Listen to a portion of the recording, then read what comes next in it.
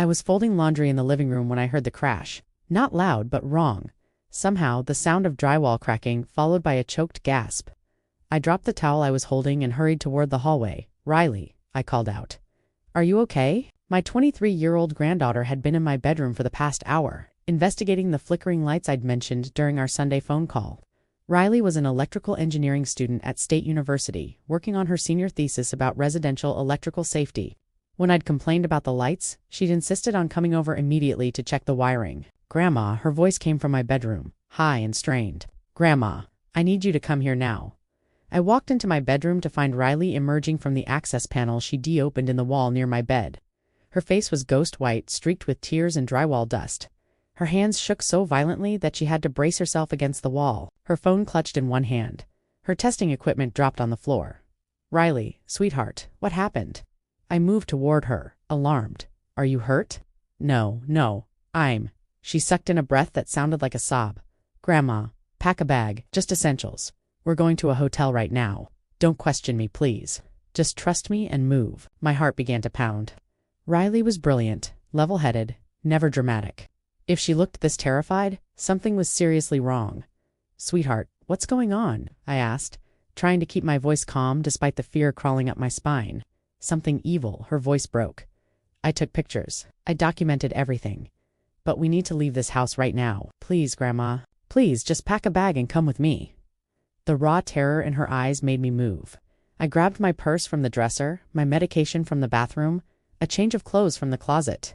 Riley practically dragged me toward the front door, her breathing rapid and shallow. "My phone charger," I started. "Leave it," she said sharply. "Don't plug anything in. Don't touch any outlets. Don't turn on any lights. Just come." We were in her Toyota Camry, pulling away from my house on Oakmont Street before I could fully process what was happening.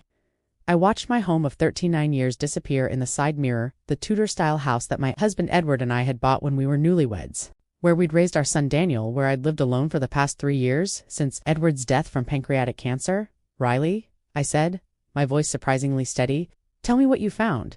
She gripped the steering wheel so hard, her knuckles were white, tears streaming down her face.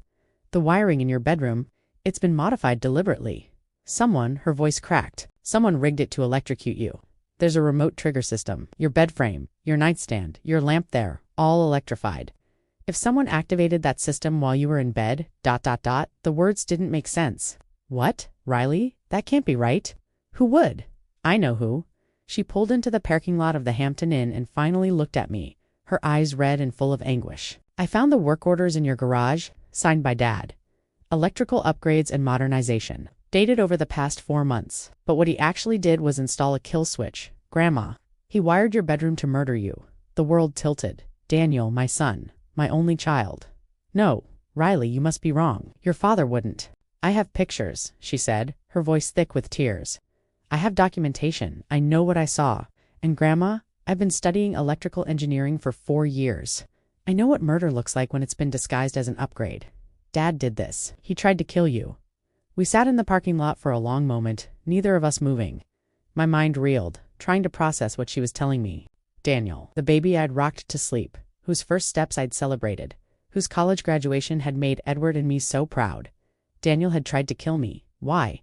I whispered. Riley's jaw clenched. "Money, it's always money with him and Simone. They're drowning in debt, Grandma. And you're worth... She swallowed hard. "You're worth a lot. If you died, Dad would inherit everything." We checked into the hotel under Riley's name, paying cash like we were fugitives. Room 247, 2 queen beds, generic landscape art on the walls. Once we were inside with the door locked and chained, Riley finally pulled out her phone.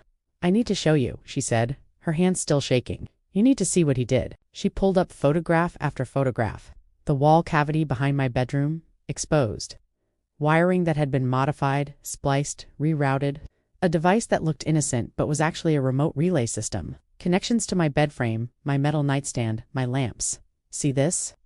Riley pointed to one image, her voice taking on the clinical precision she used when discussing technical subjects. "This is a remote tactivated relay. It can be triggered from a cell phone app. When activated, it delivers full household current 120 volts through all these metal surfaces. Your bed frame is aluminum, your nightstand is metal. Even your lamp bases are metal. If you were in bed touching any of these surfaces and someone activated this relay, ... double quotes, I'd be electrocuted, I finished quietly. You'd be dead in seconds, Riley said bluntly. And it would look like a tragic accident. Faulty wiring, old house, these things happen, especially to elderly people who might not notice warning signs. Elderly. I was 68, but I'd never felt old until this moment. There's more, Riley said, scrolling to another set of photos. The circuit breakers in your bedroom have been bypassed. Normally, if there's a surge or a short, the breaker trips and cuts power, but Dad disabled that safety feature. He wanted to make sure that if the system activated, nothing would stop it. I stared at the images, trying to make sense of the tangle of wires. The modifications that looked professional but were actually designed to kill me. How did you figure it out? The flickering lights, Riley said. You mentioned them on Sunday. That's not normal in a bedroom circuit. It usually means loose connections or faulty wiring. I came over to check it out as a favor, to make sure you were safe. Her voice broke. And what I found? Grandma, if I hadn't opened that wall today, if I'd waited even a few more days, she didn't finish. She didn't need to. My phone, the one I'd grabbed from my PR, started buzzing. Daniel's name flashed on the screen. Then again. Don't answer, Riley said sharply. Don't talk to him. Not yet. But even as she said it, her own phone started ringing.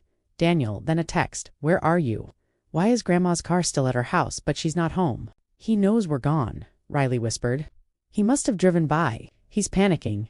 Another text, this time to my phone. Mom, where are you? I'm worried. Please call me. He's not worried about me, I said, my voice harder than I'd ever heard it. He's worried his plan failed. Riley stared at her phone as more messages flooded in. Daniel, then Simone, his wife, then Daniel again. This time the messages taking on an edge of desperation. Riley, this isn't funny. Where did you take Grandma? Mom has been acting confused lately. She needs supervision. If you've taken a vulnerable elderly woman out of her home without permission, that's elder abuse. He's already building his narrative, Riley said, her voice tight with fury. Making you out to be incompetent so no one questions him. There was a knock on the hotel room door. Loud, aggressive, insistent. We both froze. Eleanor, Daniel's voice, sharp with barely controlled panic. Open this door right now. How did he find us? Riley breathed.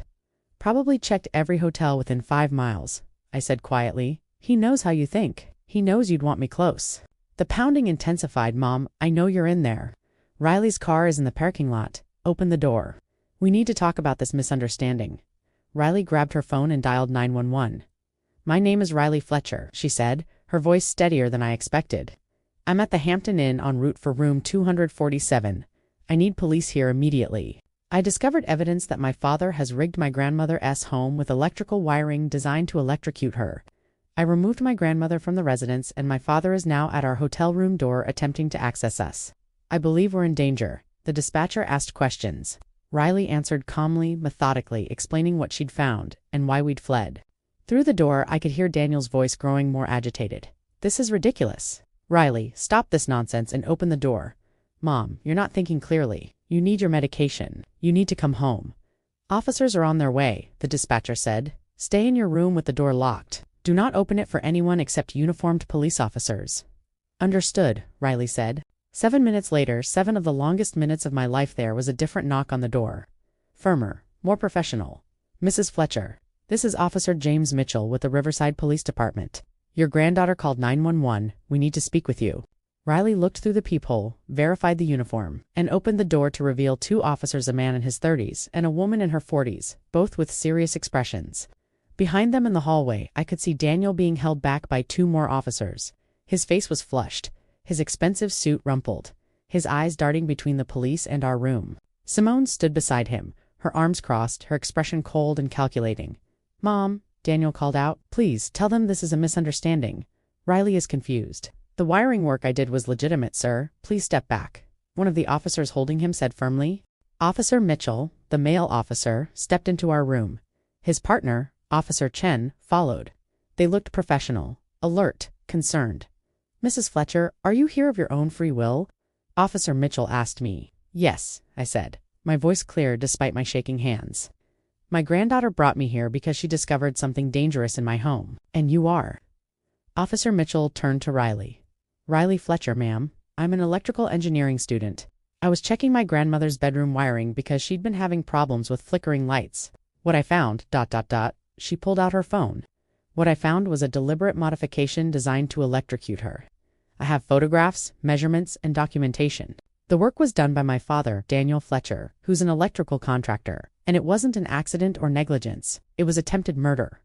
The officers exchanged glances. That's a serious allegation, Ms. Fletcher. Can you show us what you found? For the next 40 minutes, Riley walked the officers through her evidence. She showed them the photographs of the modified wiring, explained in technical detail what each component did, displayed the work orders she'd found in my garage signed by Daniel. She described how the system worked, the remote relay, the electrified surfaces, the bypassed safety features. This is sophisticated, Officer Chen said, studying the photos. You're saying these modifications were specifically designed to deliver a lethal shock? Yes, Riley said firmly. Every element of this system is designed to kill. The relay provides remote activation so the killer doesn't have to be present. The bypass breakers ensure the current doesn't shut off.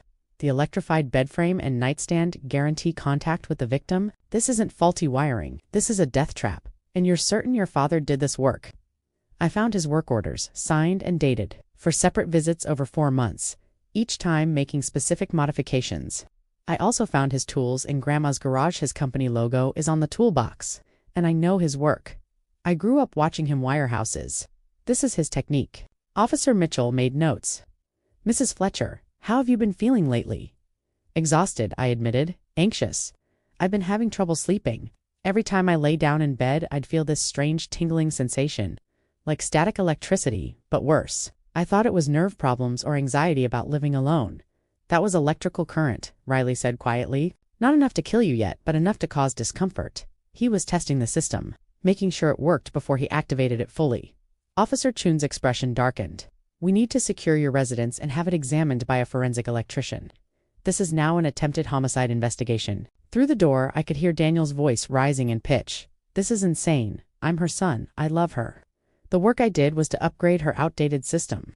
If there's a problem, it's a mistake. Not Mr. Fletcher. I'm going to need you to stop talking and step away from the door, one of the officers said. I want to see my mother. Riley has filled her head with paranoid delusions. Mom has been declining, getting forgetful, and now Riley is taking advantage. Daniel, my voice cut through his protests. The officer stepped aside so I could see him through the doorway. Stop lying. His mouth snapped shut. For just a moment, I saw something flicker in his eyes: calculation, fear, and underneath it all, cold anger. Mom, you don't understand. I understand perfectly, I said, my voice steady despite my racing heart. You modified my bedroom wiring to electrocute me? You've been testing it for months, causing me discomfort and anxiety. You were planning to activate it remotely and make it look like an accident? And if Riley hadn't opened that wall today, I would be dead within the week. Daniel's face went through a fascinating range of emotions: shock, denial, anger, and finally, a mask of wounded innocence. Mom, that's crazy. You're sick. You're confused. I would never hurt you. I'm your son. You're a man who wants my money more than he wants his mother alive, I said quietly. Get away from this door, Daniel. I don't want to see you. You're going to regret this, he said, his voice dropping to something cold and hard. When everyone realizes Riley has manipulated you, when you're declared incompetent and I'm given conservatorship, you're going to wish you'd listened to me, Mr. Fletcher. That's enough, Officer Mitchell said sharply. You and your wife need to leave this hotel immediately. If you contact Mrs. Fletcher or Riley Fletcher, you'll be arrested for witness intimidation. This is harassment. Simone finally spoke up, her voice sharp. You have no evidence of wrongdoing. This is a family dispute being blown out of proportion by an unstable young woman and a confused elderly woman. We'll be filing complaints against all of you. File whatever you want, ma'am, Officer Chen said. But right now, you need to leave. Daniel and Simone were escorted out of the hotel, their protests fading down the hallway. When the door finally closed, I collapsed onto the bed, my whole body shaking. Riley sat beside me and took my hand. It's okay, Grandma. You're safe now. I've got you. How could he? I whispered. How could my own son? But even as I asked, I knew the answer. Money. It always came back to money. Officer Mitchell gave us his card and promised someone would be in touch in the morning.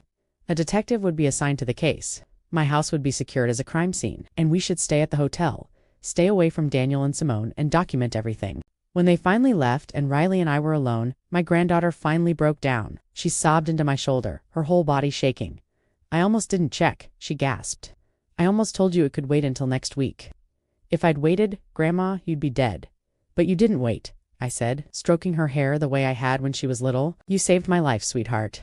You were so smart and so brave. I can't believe Dad did this. I mean, I saw the evidence. I photographed it, but I still can't believe he's capable of murder. Neither can I admitted. But the evidence doesn't lie. We held each other in that anonymous hotel room to women whose lives had been appended in a single afternoon. Outside, the sun was setting, casting long shadows through the window. Somewhere in the city, Daniel was planning his next move, building his narrative, preparing to fight. But we had the truth, we had evidence, and we had each other. Before we continue, please leave a comment telling us where you're watching from and subscribe to Never Too Old channel. We're creating a community of people who know that our best chapters can happen at any age. Now, back to the story. My name is Eleanor Fletcher, and I need you to understand who I was before my son tried to murder me. I was born Eleanor Huang in 1957, the daughter of Taiwanese immigrants who came to America with nothing but determination and dreams. My father worked as a cook in a Chinese restaurant. My mother did piecework sewing in our tiny apartment. They saved every penny, worked 18-hour days, and believed that education was the only path to a better life. I graduated from UCLA in 1979 with a degree in accounting. That's where I met Edward Fletcher, a civil engineering student with kind eyes and a quick smile who was the first in his Irish-American family to attend college. We bonded over being first-generation college students, over understanding what it meant to build something from nothing. We married 6 months after graduation. Both of us got jobs immediately, Edward with a construction firm, me with a small accounting practice that specialized in real estate. We lived frugally, saved aggressively, and planned for a future we could barely imagine but were determined to create. Daniel was born in 1982. He was planned, wanted, cherished. We debought our house on Oakmont Street 2 years earlier, a fixer-upper that Edward renovated himself while I managed the finances. By the time Daniel came home from the hospital, we had a nursery ready and $10,000 in savings. I took 3 months of maternity leave, then returned to work. We needed both incomes, and honestly, I loved my career. I was good with numbers, good with people, good at seeing the potential in struggling properties and helping clients build wealth.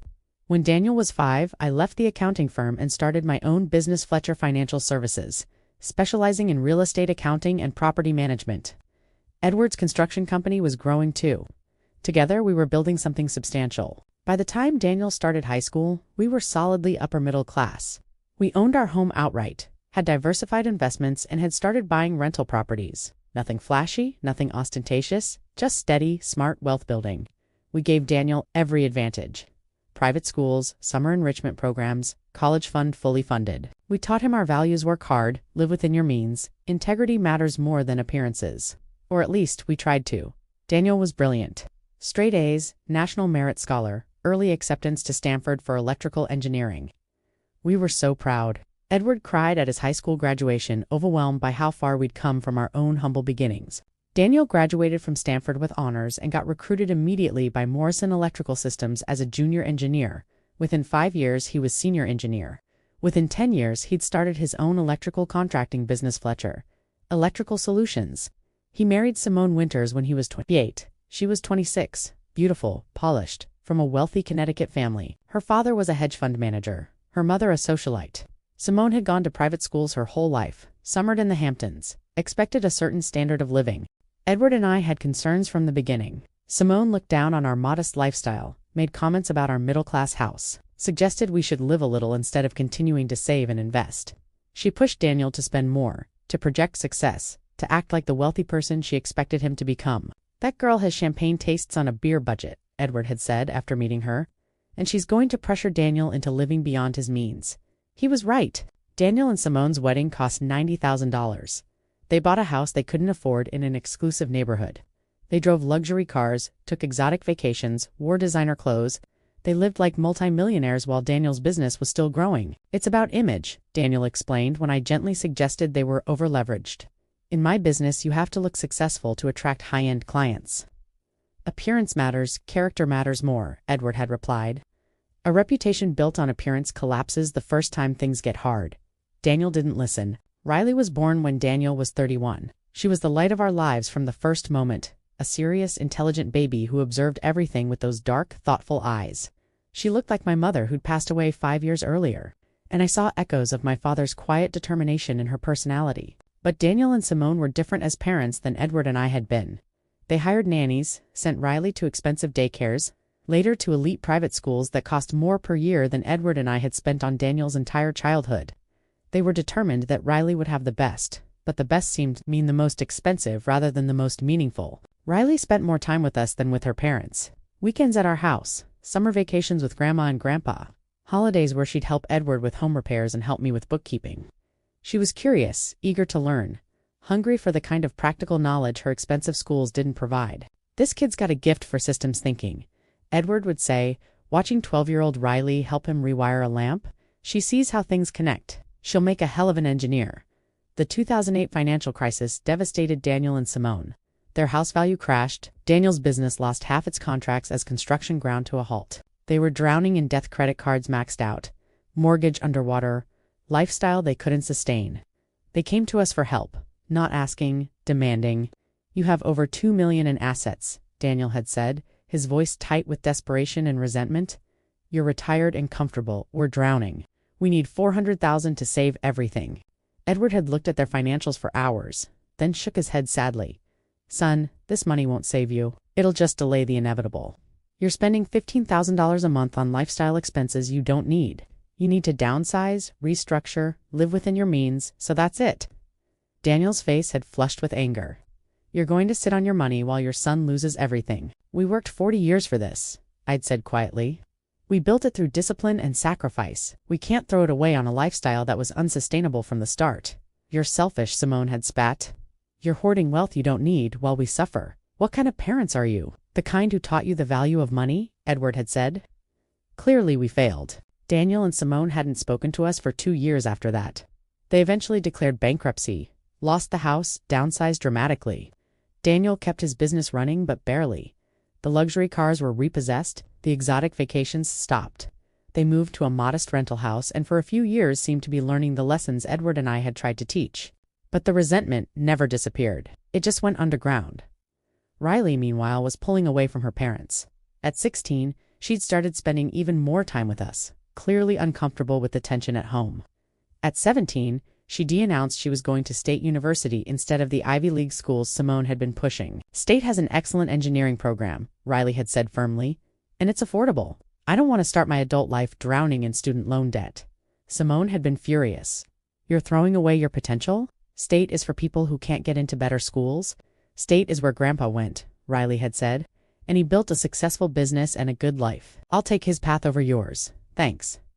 That had been the final break between Riley and her parents. They barely spoke, though Riley remained close to us. Edward died 3 years ago. Pancreatic cancer, diagnosed late, aggressive, unstoppable. He was gone within 4 months of diagnosis. Riley held one hand, I held the other, as he took his last breath. Daniel came to the funeral but left immediately afterward. Simone didn't come at all. She had a prior commitment she couldn't cancel. Edward's will left everything to me: the house, the investments, the rental properties we'd accumulated over 40 years. By that point, our net worth was $2.6 million. A comfortable retirement built slowly and carefully through decades of work. Daniel had been furious when he learned he wasn't immediately inheriting anything. "What am I supposed to do in the meantime? Wait for you to die? You're supposed to build your own wealth like we did," I'd said, still raw with grief over Edward's death. "Your father and I started with nothing. Everything we have, we earned." "You got lucky," Daniel had said bitterly. "You bought property when it was cheap. You had opportunities we don't have." "We made opportunities," I'd corrected. "We worked 80-hour weeks. We sacrificed. We lived below our means for decades." "That wasn't luck, Daniel. That was discipline," but he didn't want to hear it. Over the next 3 years, Daniel and Simone started visiting more frequently. Always brief, always seeming more like inspections than family visits. They'd ask pointed questions about my health, my memory, my ability to manage my properties and finances. "You're doing too much, Mom," Daniel would say. "You're 68 years old, managing 12 rental properties by yourself. You should think about simplifying. Maybe selling some properties and moving somewhere easier to maintain." "I'm fine," I'd say. "I've been managing these properties for 30 years. I'm not ready to simplify." "But what if something happens to you? What's your succession plan?" Always back to the money. Always back to what would happen when I died.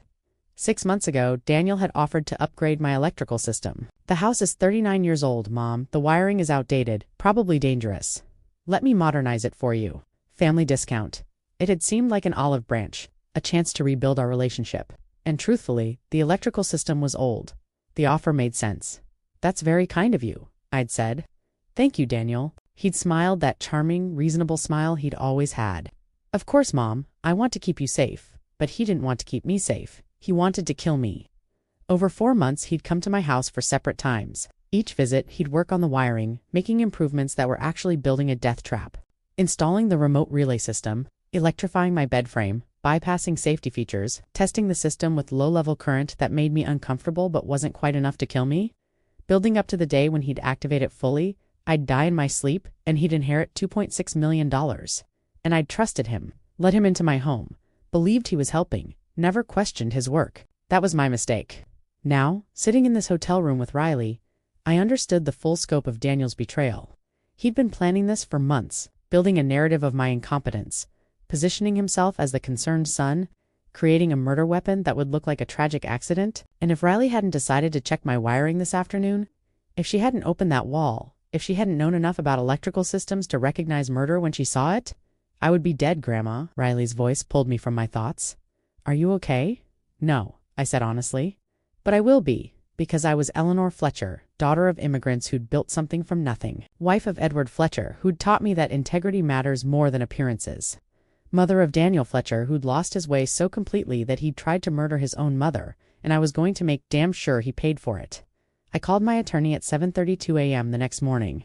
Patricia Chen had handled Edward's estate and had been my lawyer for 20 years. She answered on the third ring, her voice sharp with alarm when she heard why I was calling. Eleanor, my God, you need a criminal attorney immediately. I'm going to refer you to David Martinez. He's the best elder abuse prosecutor in the state, and he also does defense work for victims. I'll call him right now. Thank you, Patricia. And Eleanor, change your will today. If something happens to you before this case is resolved, Daniel cannot inherit. I'll draw up emergency documents and bring them to your hotel. This afternoon, David Martinez called me back within 30 minutes. His voice was deep, professional, with an edge of controlled anger that suggested he'd seen this kind of case before. Mrs. Fletcher, I've spoken with Patricia Chen. I need to meet with you and Riley today. Can you come to my office at 1 p.m.? We'll be there. Bring everything you have. Riley's photographs, documentation, work orders, any communication with your son. And Mrs. Fletcher, don't contact Daniel or Simone. Don't respond to their messages. Everything from this point forward goes through me. Detective Sarah Morrison called at 9:15 a.m. Mrs. Fletcher, I've been assigned to your case. I've reviewed Officer Mitchell's report and Riley's initial evidence. This is being treated as attempted murder. We've secured your residence, and I've arranged for a forensic electrician to examine the modifications this morning. Thank you, Detective. I need to warn you, your son has already begun a counter-narrative. He's filed a missing persons report, claiming you're vulnerable and may have been taken against your will. He's contacted Adult Protective Services, claiming elder abuse by Riley, and he's retained an attorney who's threatening to seek emergency conservatorship. My blood ran cold. He's trying to have me declared incompetent. Yes, which is why we need to move fast. I want you to see a doctor today. Dr. Helen Reeves. She's a geriatric specialist who does cognitive assessments for legal cases. She can document that you're fully competent and capable of making your own decisions. I'll do whatever you need. Good, because Daniel Fletcher is not going to go down without a fight, and he's going to try to destroy your credibility and Riley's to save himself. The appointment with David Martinez was thorough and exhausting. His office was in a modern building downtown, all glass and steel. David himself was a man in his early 50s with silver-threaded black hair and intense, intelligent eyes. Show me everything, he said without preamble. For 3 hours, Riley walked him through her evidence. She displayed the photographs on her laptop, explained in meticulous technical detail what each modification did, showed him the work orders signed by Daniel, described the remote relay system and how it functioned. This is first-degree attempted murder, David said grimly. Premeditated, carefully planned, sophisticated. Your father has electrical engineering degrees from Stanford. Yes, Riley said. And 20 years of experience as an electrical contractor. He knows exactly what he's doing, which makes this even more damning. This isn't negligence or an accident. This is a death trap built by an expert. He turned to me. Mrs. Fletcher, I need to ask some difficult questions. Has Daniel been pressuring you about your finances, your estate planning? I nodded.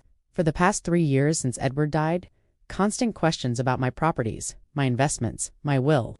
Suggestions that I'm getting too old to manage things myself. Comments about me being forgetful and confused, even though I'm perfectly competent. He's been building a narrative, David said, setting up a story that you're incompetent so that when you died, no one would question it too closely. And if anyone did ask questions, he could claim you were confused, that the wiring problems were your imagination. that any concerns were just the paranoia of an elderly woman in decline. But I'm not in decline, I said sharply. I know. That's why we need medical documentation proving it. Dr. Reeves will do a complete cognitive assessment this afternoon. We need documentation that you're of sound mind and fully capable of making decisions. What? About Daniel's claim that Riley manipulated me? That's going to be their primary defense strategy, David said. They'll argue that Riley has turned you against your son for her own benefit. They'll claim she's the one who should be investigated for elder abuse. They'll paint Daniel as a loving son who's being falsely accused. But the evidence is one thing. Narrative is another. Our job is to make the evidence so overwhelming that no narrative can overcome it. The cognitive assessment with Dr. Reeves took 4 hours. She was a woman in her 60s with gentle eyes and a no-nonsense demeanor. She tested my memory, my reasoning, my problem-solving abilities. She asked about my medical history, my daily activities, my management of my finances and properties. Mrs. Fletcher, your cognitive function is excellent, Dr. Reeves said at the end. You show no signs of dementia, confusion, or any impairment whatsoever. Your memory is sharp, your reasoning is sound, and your executive function is well above average for your age. I will document all of this in my report. Thank you, doctor.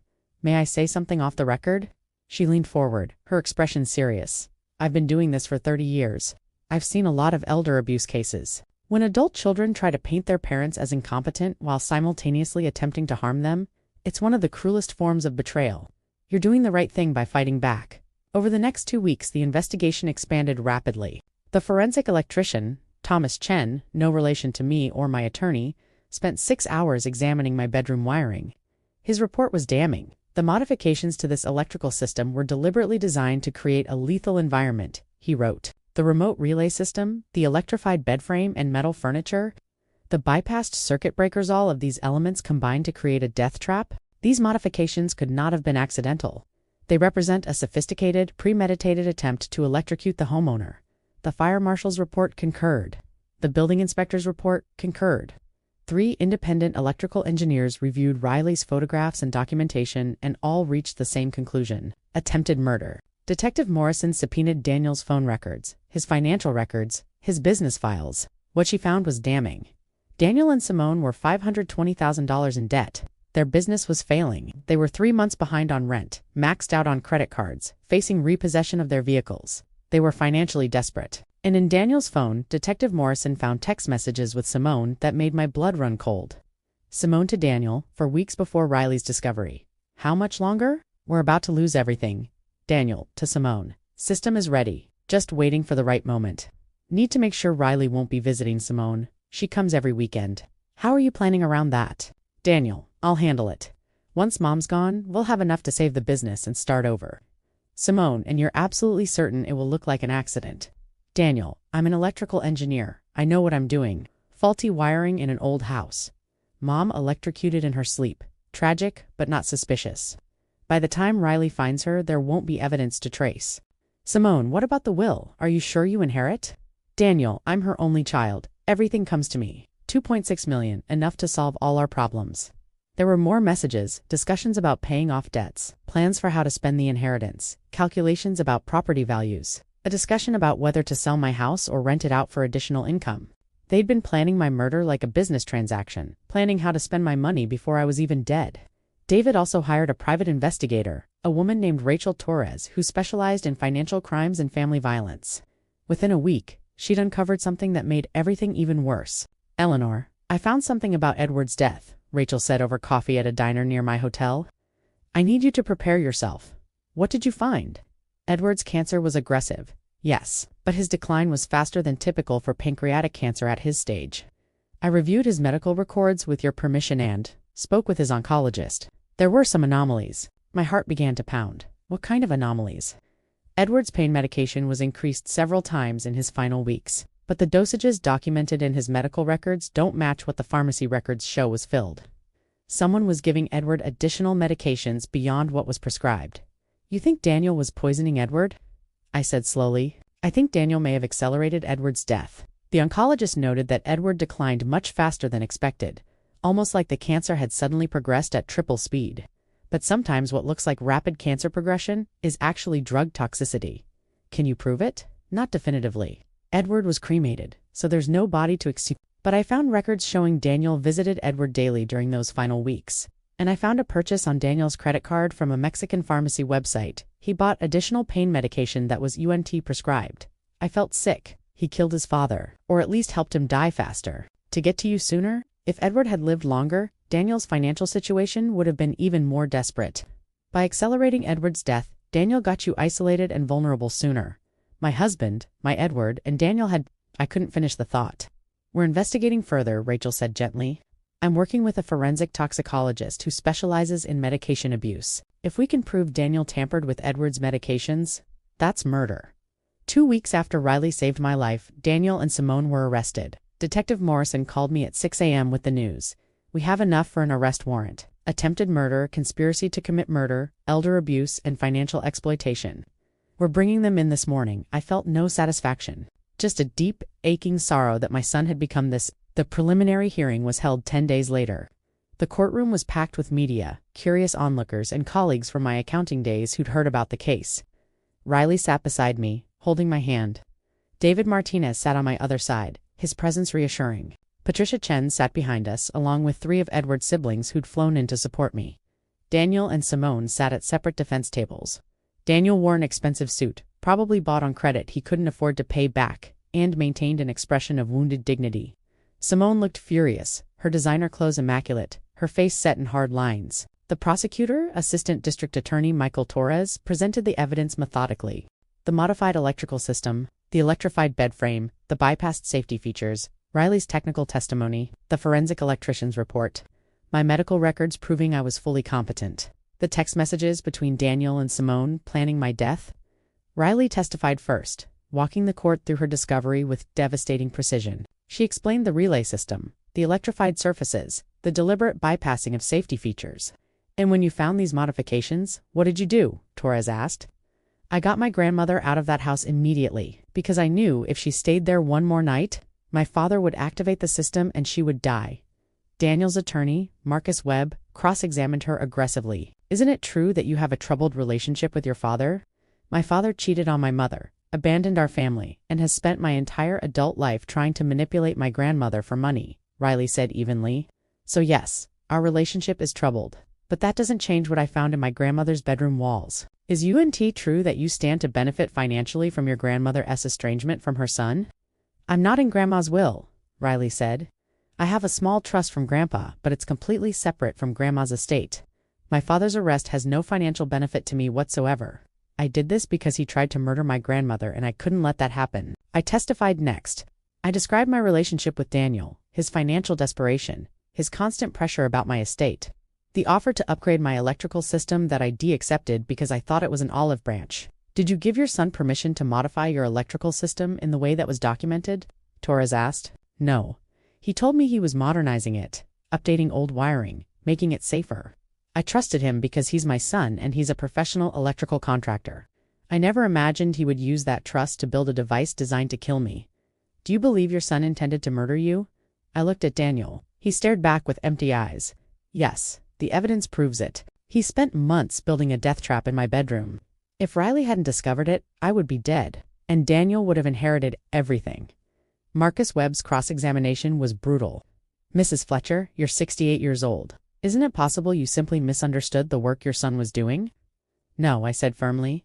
I underwent a complete cognitive assessment by Dr. Helen Reeves. I am fully competent and capable of understanding exactly what was done to my home. The only people claiming I'm incompetent are the ones who tried to kill me. The medical evidence was overwhelming. Dr. Reeves testified about my excellent cognitive function. The forensic electrician testified about the sophistication of the death trap. Multiple experts confirmed that the modifications could only have one purpose, to electrocute me. Then came the text messages.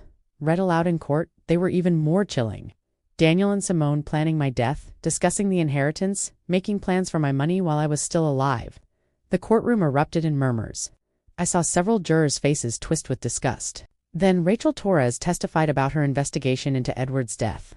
The suspicious medication purchases, the accelerated decline, the possibility that Daniel had poisoned his own father to get to me sooner. Daniel's face went pale. His attorney objected vigorously, but the judge allowed the testimony as evidence of pattern and motive. At the end of 2 days of testimony, the judge ruled there was sufficient evidence to proceed to trial. Daniel and Simone would face charges of attempted murder, conspiracy, elder abuse, and financial exploitation. Additionally, the DA's office was opening an investigation into Edward's death. Bail was set at $1 million each. Neither could make it. They were remanded to custody pending trial. As they were led away in handcuffs, Daniel finally looked at me. His mask dropped completely, revealing the cold calculation underneath. "You're going to die alone anyway," he said, his voice flat. "All that money and no one to leave it to? You should have just given it to me. I'm your son. I deserved it." "You deserved nothing," I said quietly, "and now you'll spend the rest of your life in prison thinking about what you could have had if you'd chosen integrity over greed." He was pulled away before he could respond.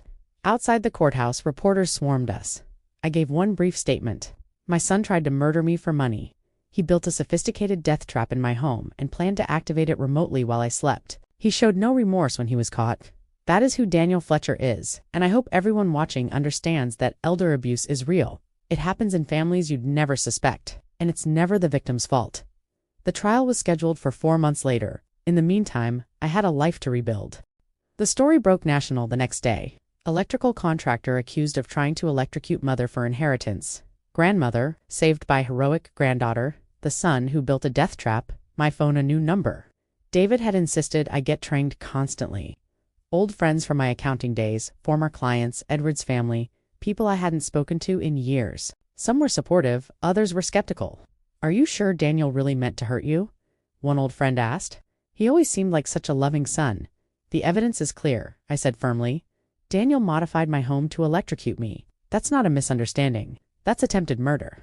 But the skeptics persisted, especially people from Daniel and Simone's social circle, the country club crowd, the professional networking groups, the people who valued appearances over truth. "Daniel Fletcher is a respected electrical contractor," one business associate wrote in a widely shared LinkedIn post. I find it hard to believe these allegations. Family disputes often get blown out of proportion, especially when elderly parents are involved. The implication was clear. I was the problem, the confused elderly woman causing trouble for her successful son. David held a press conference to counter the narrative. "My client, Eleanor Fletcher, is a successful businesswoman who has managed a multi-million-dollar property portfolio for 30 years. She underwent a complete cognitive assessment that proves she is fully competent." The allegations against Daniel Fletcher are not based on confusion or family conflict. They are based on hard evidence, photographs, expert testimony, text messages, planning her murder.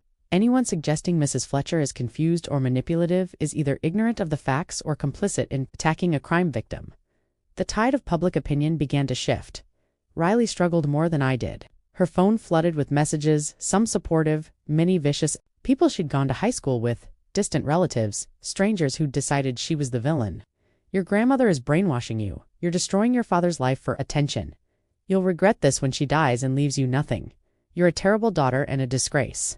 Riley showed me the messages with tears in her eyes. "Why do people think I'm lying? I have photographs. I have documentation. I'm an electrical engineer. I know what I saw, because people don't want to believe that educated, successful men can be monsters," I said gently.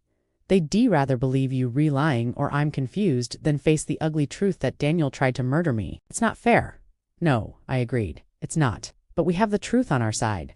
And eventually, truth wins." I hoped I was right. Meanwhile, Daniel and Simone's legal team launched an aggressive counterattack. They filed motions to suppress Riley's photographs, claiming they were obtained illegally.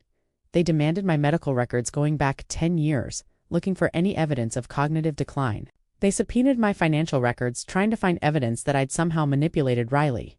David fought every motion. "They're desperate," he told me. "They know the evidence against them is overwhelming, so they're trying to create doubt any way they can." The investigation into Edward's death was slower, but equally important. The forensic toxicologist, Dr. Robert Kim, reviewed Edward's medical records, medication schedules, and the timeline of his decline. "I can't prove definitively that Edward Fletcher was poisoned," Dr. Kim told me during a consultation at David's office. "The cremation eliminated physical evidence, but the pattern is highly suspicious. The accelerated decline, the medication discrepancies, the purchases Daniel made from online pharmacies, all of this suggests intentional overdosing. Can you testify to that?" "I can testify that the evidence is consistent with medication tampering, combined with Daniel's motive, financial desperation, and a desire to access your inheritance. It paints a compelling picture, but it's not enough for murder charges. Not for Edward's death specifically. but it establishes pattern. It shows that Daniel has a history of targeting family members for financial gain. It makes your case stronger. I thought about Edward in those final weeks. The pain, the confusion, the rapid decline that had shocked his doctors. I'd thought it was the cancer. I'd never suspected that his own son was hastening his death. I should have seen it, I said quietly. No, Dr. Kim said firmly. Medical professionals didn't see it. Edward's oncologist didn't see it. You were a grieving wife watching your husband die. You had no reason to suspect your son of poisoning him, but guilt gnawed at me anyway. The trial began on a cold Monday in February, 6 months after Riley had saved my life. The courthouse was packed every single day. Media, curious onlookers, law students studying elder abuse cases, and victims' advocates who'd made my case their cause. I sat in the front row every day, Riley beside me, David Martinez on my other side. Behind us sat Edward's siblings and their families, all of them standing by me unwaveringly. Daniel and Simone sat at their separate defense tables. Daniel wore a suit that probably cost more than he could afford. Simone wore designer dresses and maintained an expression of injured innocence. Michael Torres's opening statement was devastating.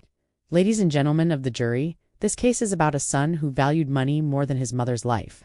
Daniel Fletcher was drowning in debt. His business was failing. He was facing financial ruin, and his mother, Eleanor Fletcher, had $2.6 million in assets that he would inherit when she died. So he decided to make that happen. He used his expertise as an electrical contractor to build a sophisticated death trap in his mother's bedroom.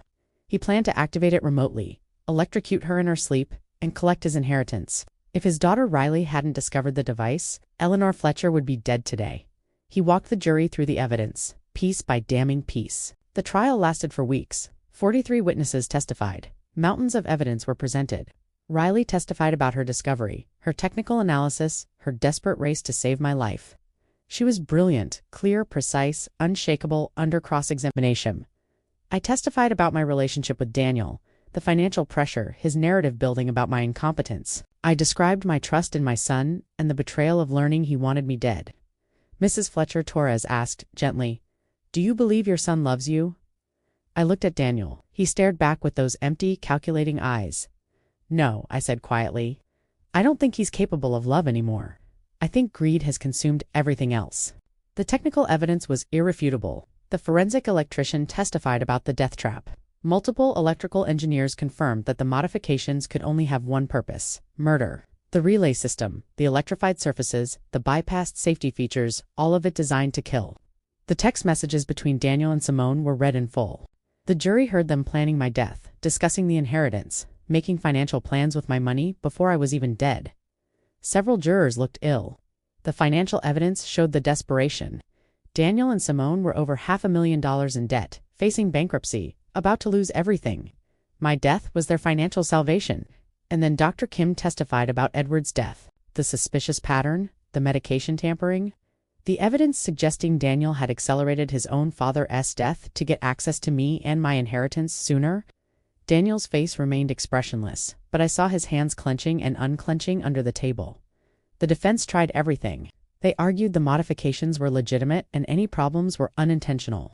They claimed I was elderly and confused. They suggested Riley had manipulated me. They painted Daniel as a loving son being falsely accused by a vindictive mother and troubled daughter. But the evidence was overwhelming. On the final day of trial, Torres gave his closing argument. "Ladies and gentlemen, Daniel Fletcher is an electrical engineer with 20 years of experience. He knows exactly how electrical systems work. He knows exactly what happens when you electrify a metal bed frame and bypass safety features. He knows exactly what he built in his mother's bedroom. And the text messages prove he knew exactly what he was doing, committing murder for money. Don't let him hide behind excuses and lies. The evidence is clear. Daniel Fletcher is guilty. The jury deliberated for 9 hours, guilty on all counts. I felt no triumph, just profound sadness. My son, the baby I'd carried for 9 months, the child I'd nurtured, the man I'd loved despite everything, guilty of trying to murder me. Sentencing was scheduled for 3 weeks after the verdict. Those weeks felt like years. Daniel and Simone remained in custody, but their presence loomed over everything. I knew that at sentencing I'd have to face them one final time. I spent those weeks meeting with Dr. Kim and Detective Morrison about Edward's death. The investigation had progressed, and while they couldn't charge Daniel with murder due to lack of physical evidence, they'd found enough to establish a clear pattern. Daniel Fletcher has a history of targeting family members when he needs money, Detective Morrison told me. his father's suspiciously rapid decline, his mother's death trap. And we found something else. Simone's elderly grandmother died 3 years ago under questionable circumstances. You think Simone killed her own grandmother? I think Simone learned from Daniel, or maybe they learned from each other. Either way, they're both predators. The day before sentencing, I received a letter from Daniel. Against David's advice, I opened it. It was 5 pages long. I read it once, then burned it without responding. There was no remorse, no apology, no acknowledgement of what he'd done, just blame. He blamed me for hoarding wealth while he struggled. He blamed Riley for betraying family and ruining his life. He blamed Simone for being high maintenance. He blamed the economy, the legal system, the jury, society. He blamed everyone except himself. The letter ended. I'm your son. I deserved your help. When you die alone with all your money and no one to care about you, remember that you chose this. You chose money over family. I hope it was worth it. I burned the letter and wrote my own letter, but not to Daniel. To Riley. My dearest Riley. You saved my life in every way possible. You saw danger where others saw nothing. You had the courage to act when it would have been easier to doubt yourself. You risked your relationship with your father, complicated as it was to protect me, and you've stood by me through everything that followed. I want you to know that I see you. I see your intelligence, your integrity, your courage. You are everything your grandfather was, everything I tried to teach your father to be. You are the best of our family. My will has been updated. Everything I have, the house, the properties, the investments will go to you when I'm gone. Not because you saved my life, though you did. Not because Daniel tried to kill me, though he did. But because you have the values that built these assets in the first place.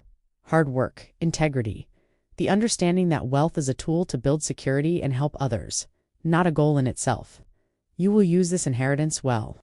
I know you will, because you are my granddaughter, Edward's granddaughter. And you carry forward the legacy of 2 people who built something from nothing through honest work. I love you more than I can express. Grandma. The sentencing hearing was brief but intense. Judge Patricia Walsh reviewed the evidence with meticulous care, her expression growing harder with each detail. Daniel Fletcher, you attempted to murder your own mother through a sophisticated, carefully planned scheme. You used your professional expertise to build a death trap in her home. You showed no remorse, no empathy, no recognition of the evil of your actions. You viewed your mother as an obstacle to wealth rather than as the woman who gave you life and every opportunity you ever had. She paused, letting the words sink in. You are one of the most dangerous defendants I have encountered in my 30 years on the bench. Not because you're violent or impulsive, but because you're calculating. Because you see people leaving your own family as assets to be liquidated when convenient. Because you're willing to commit murder for money and feel entitled to that money as if it were already yours. She sentenced him to life in prison without the possibility of parole for 25 years. Additionally, 15 years for elder abuse, 10 years for financial exploitation, all to run consecutively. Daniel would be 68 years old before he'd even be eligible for parole consideration. The same age I was when he'd tried to kill me. Simone received a similar sentence, 25 to life, with parole eligibility after 20 years.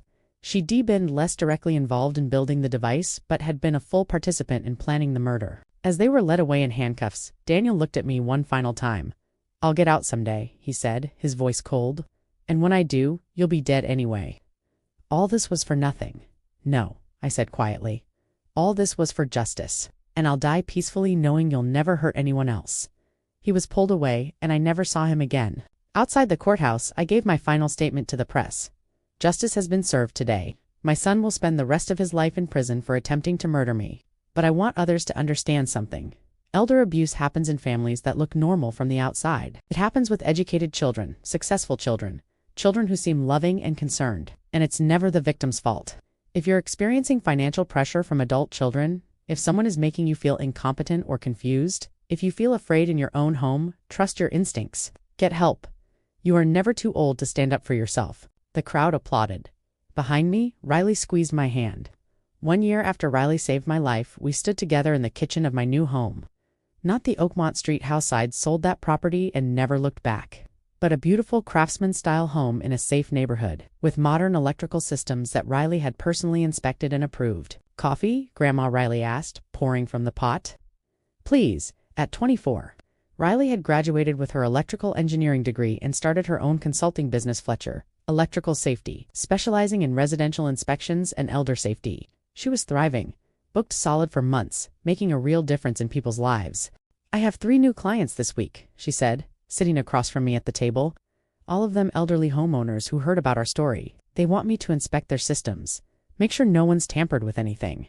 You're doing important work, I said. Your grandfather would be so proud. I hope so.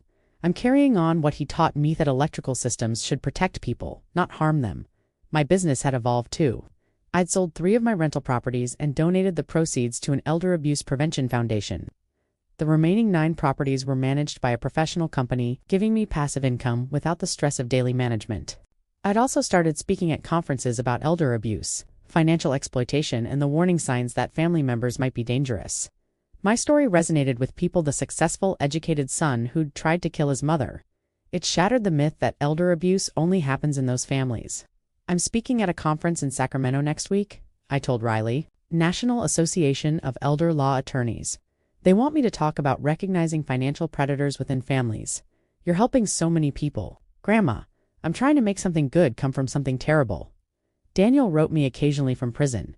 I burned the letters unopened. Riley did the same. We'd both moved forward and neither of us needed his poison in our lives. But I did think about him sometimes. Late at night when the house was quiet, I'd think about the little boy he'd been. Sweet, curious, bright. And I'd wonder when exactly he'd changed. When greed had replaced love? When money had become more important than life? I didn't have answers. Maybe there weren't any. People make choices and those choices define who they become. Daniel had chosen greed. Riley had chosen integrity. I knew which choice I was proud of. 2 years after the trial, Riley called me with news that made my heart swell with pride. Grandma, I got accepted to MIT's graduate program, full scholarship. I'm going to get my PhD in electrical safety engineering. That's wonderful, sweetheart. It's because of our story, because I stopped Dad. The admissions committee said I'd demonstrated real-world application of electrical engineering principles in a crisis situation. They want me to research residential electrical safety and elder abuse prevention methods. Your grandfather would be beaming. I'm going to dedicate my dissertation to Grandpa, and to you, because you taught me that standing up for what's right matters more than family loyalty when family is wrong. 3 years after Riley saved my life, I celebrated my 71st birthday. Riley threw me a party, a small gathering of close friends. Edward's family, people from my speaking circuit who'd become allies and friends. To Grandma, Riley said, raising her glass, who proved that you're never too old to fight back, never too vulnerable to stand up for yourself, never too isolated to find help and justice. Everyone raised their glasses. I looked around the room at all these faces, people who'd stood by me, believed me, helped me survive. Thank you, I said, my voice thick with emotion. All of you, for believing the truth even when it was ugly, for standing with me even when it was uncomfortable, for showing me that family isn't just blood, it's loyalty, love, and courage. Edward used to say that you judge people by what they do when things are hardest. You all showed me who you really are. Thank you. Later that night, after everyone had gone home, Riley and I sat on the back porch, watching the stars. Are you happy, Grandma? Riley asked. I am, I said, surprised to realize it was true. I'm not the same person I was 3 years ago. I've lost things I can never get back. But I'm here. I'm healthy, I'm doing meaningful work, and I have you. That's more than enough. Do you ever think about Dad sometimes? I grieve for the child he was and mourn the man he became, but I don't let his evil define me. I survived. I fought back. I won. You did? Riley agreed.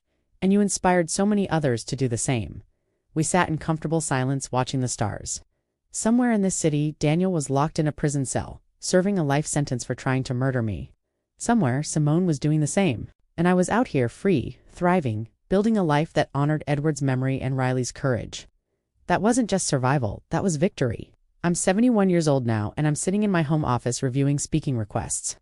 Since Daniel's conviction, I've become a national advocate for elder abuse prevention. I speak at conferences, train law enforcement, consult with state legislators on protective legislation.